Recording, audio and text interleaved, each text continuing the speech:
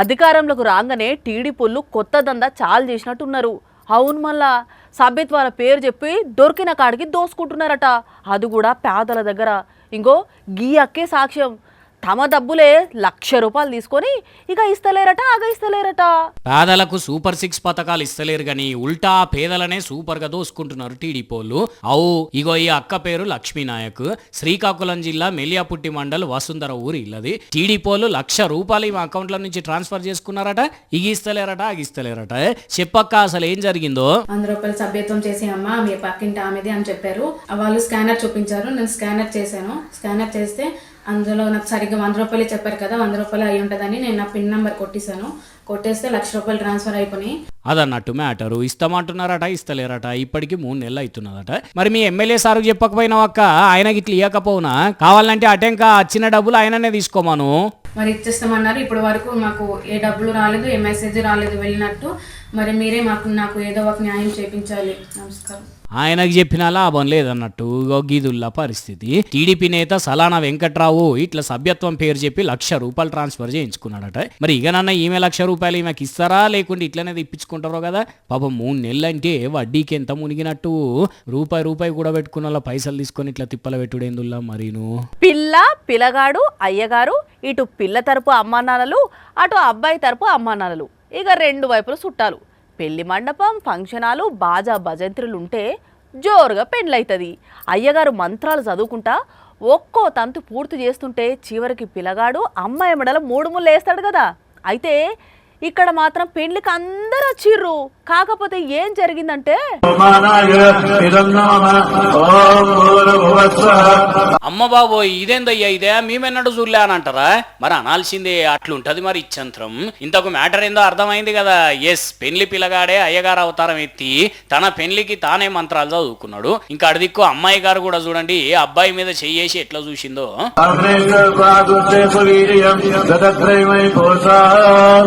అవ్వరే బిడ్డ అద్భుతంగా మంత్రాలు చదివిండు. ఫోన్లకి ఇట్లా చూసి చదివిండా అంటే కాదు, చూడకుండానే చదివిండు. అట్లని మరి అయ్యగారు రాలేదా అంటే వచ్చిన అయ్యగారి పర్మిషన్ తోనే ఈ పెళ్లి కొడుకు ఇట్లా లగ్గం చేసుకొని 3 ముళ్ళు వేసిండు. ఉత్తరప్రదేశ్ రాష్ట్రంలో జరిగిన పెళ్లిది.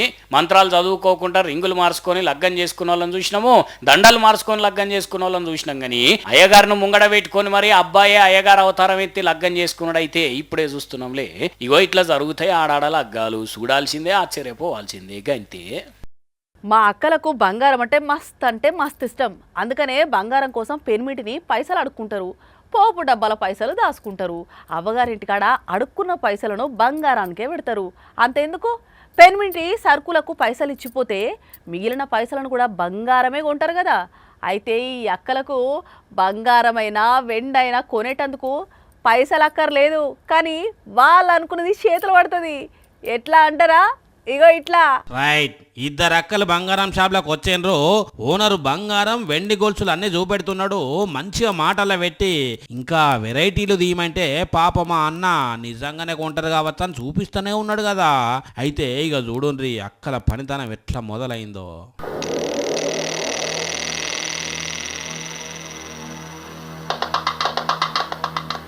అయిపోయా, ఖేల్ కథం దుకాన్ బంద్. చూసినారులా అక్కల పనితనం ఎట్లున్నదో. లటుక్కున మాయం చేసి ఏం తెలియనోళ్ళ లెక్కనే మళ్ళా గొలుసులు చెకింగ్ చేసిండ్రు. వికారాబాద్ జిల్లా తాండూర్లా ఒక బంగారం దుకాణంలో ముచ్చట ఇది. కానీ ఆఖరికి వీళ్ళు ఏం బాగలేవని గమ్మున పోతే ఓనర్కు ఎందుకో అనుమానం వచ్చి చెకింగ్ చేస్తే ముచ్చట అంతా బయట పడ్డది. పోలీసులకు ఫిర్యాదు చేసిండట. కానీ అక్కల దొంగ తెలివి ఎట్లున్నదో. ఇంట్లో ఖర్చులకు లేకున్నా, పొలం పెట్టుబడికి లేకున్నా, పిల్లల ఫీజులకు పైసలు లేకున్నా ఇంటి పక్కోళ్ళనో తెలిసినోళ్ళనో చుట్టాలనో వాళ్ళనో వీళ్ళనో అడిగి తీసుకుంటారు. ఒకవేళ డబ్బులు వెళ్ళేటట్టు లేకుంటే కాగితం పెట్టుకుంటారు, మళ్ళీ పంట రాగానే ఇస్తారు. ఒకవేళ మళ్ళీ పైసలు వెళ్ళేకోపు లేకుంటే కాగితం తిరగబెడతారు కదా. కానీ బ్యాంకుల లోన్ తీసుకొని కట్టకుంటే పరిస్థితి ఏంది? ఎక్కువ ఫైన్ పడుతుంది అంటారు కదా. కానీ ఈడ ఏం చేసిండ్రంటే బ్యాంకులో తీసుకున్న లోన్ పైసలు ఎందుకు కడతలేరని సీదా ఇంటికొచ్చి వంట వార్పు చేసిండ్రు వరంగల్ జిల్లాల బ్యాంకోళ్ళు. దేవరుప్పుల మండలం పెద్ద తండాలుండే గుగులోతు లక్ష్మక్కది ఇల్లు 61,000 లోన్ తీసుకున్నదట. కానీ పండిన పంటకు పైసలు రాకపోవడు, చేతిలో చిల్లి గవ లేకుండేసరికి కిస్తీ ఏటమటమైందట. ఏమున్నది, బ్యాంకోళ్ళు పనం తీడిచిపెట్టి సీదా ఇంటికే వచ్చిండ్రు. అగ చూడండి ఎట్లా పొయ్యి పెట్టి కట్టెలు పెట్టినాక బ్యాంక్ ఆయన ఏం మాట్లాడుతున్నాడో. ఈ రోజు ఇక్కడ సమావేశం మనం జరిగినాము. 30 మందితోటి SERP department, field officer, DO, NPA, manager అందరు ఇక్కడికి వచ్చినందుకు వీళ్ళు 28 తారీఖు లోపల 51,000 కట్టాలి. ఇప్పుడు 10,000 కట్టాలి. ఇది ఒకవేళ కట్టకపోతే మళ్ళా సెర్ప్ డిపార్ట్మెంట్ వాళ్ళందరూ వచ్చి ఇక్కడ కూర్చుంటూ వసూలు చేయడం అయితే. ఏంది సార్, ఇప్పుడు 10,000 కట్టాలి, తతిమ 51,000 అటెంక కట్టాలనా? మరి ఇప్పుడు 10,000 కట్టించుకునేటోళ్ళు అయితే ఇంటి ముంగట పొయ్యి పెట్టి ఇజ్జత్ ఎందుకు తీసిండ్రు సార్? నార్మల్ పబ్లిక్ అంటే ఇంత చిన్న చూపేంది సారు? పెద్ద పెద్ద బిజినెస్ మెన్లు లక్షల కోట్లకి కొట్టి బయట దేశం పోతే నోట్లకెంచి మాట వెళ్ళదు. అదే పేదోళ్ళు బ్యాంకుకు వస్తే ఆ సంతకం ఈ సంతకం అని లోన్లు శాంక్షన్ చేయకపోవడం ఒకటి. ఒకవేళ లోన్ ఇస్తే లేట్ అయినందుకు ఇదా సార్ మీ తారీఖ? మరి ముచ్చట మీద వరంగల్ లీడర్లు ఏం మాట్లాడతారో గానీ లోన్ కట్టలేదని ఇంటి ముంగట పొయ్యి పెట్టుడేందో ఏం అర్థం అయితే లేదు. మరి ఎవరు ఏమనేటట్టున్నది పటుర్రి. రాత్రిళ్ళు చలి, పొద్దుగల మంచు ఉరిసినా మిట్ట మధ్యాహ్నం మాత్రం ఎండ దంచి కొడుతున్నది, సుక్కలు చూపెడుతున్నది. గంటసేపు బయటికి పోతే దూపు అవుతున్నది, నాలుక తడారి పోతున్నది. మరి ఈ టైంలో జనాలకు మంచినీళ్ళు ఎంత అవసరముల్లా? అసువంటిది వీళ్ళ పరిస్థితి చూడండి ఎట్లున్నదో.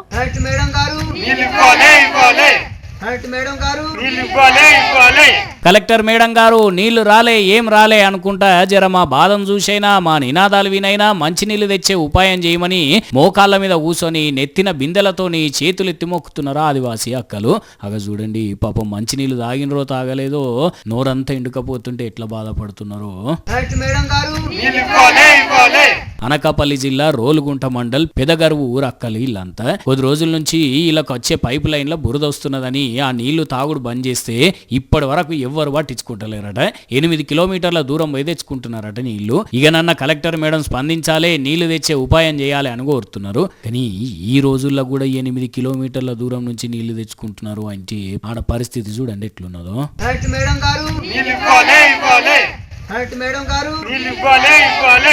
ఊరుకు మంచి పేరు తెచ్చినా లేకుంటే ఏదైనా ఆటలలో గెలిచొచ్చినా ఇంత ఇంకా ఏదైనా సాధించి అడుగుపెట్టినా ఊరోళ్ళంతా మాట్లాడుకొని ఒకనాడు సభ పెట్టి అదే రోజు పూలదండలు వేసి వాళ్లకు సన్మానం చేస్తారు.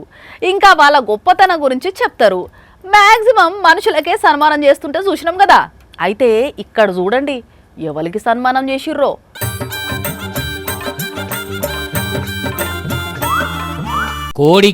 కోడికి సన్మానం చేసిండ్రు, షాల్వాగా అప్పిండ్రు. అంతేకాదు మెడల పూలదండ కూడా వేసిండ్రు. ఈడికే ఆగలే మళ్ళా ఇస్తార్లా బాదం గింజలు కూడా పెట్టిండ్రు. అరే అంత గమ్మతిగా ఉన్నది. కోడికి సన్మానం చేసుడేంది, మీది కెంచీలు పెద్ద పండగలాగా సెలబ్రేట్ చేసుడెందుకు? పుసుకున్న సంక్రాంతి పండుగకు కోట్ల రూపాయలు గిట్లా గెలిచిందా ఏంది ఇది అంటే కాదు. కోళ్ల పందాలు నడుస్తున్న కాడ పోలీసుల దాడి జరిగితే నిందితులతో పాటు ఈ కోడిని కూడా పట్టుకున్నారట పోలీసులు. ఆయనతో నిందితులకు జరిమానా వేసి దీన్ని మాత్రం వేలం వేస్తుంటే అప్పుడే కోర్టుకు పోయిన ఈ రామకృష్ణ సారు 2,300 రూపాయలకు దీన్ని దక్కించుకున్నాడట.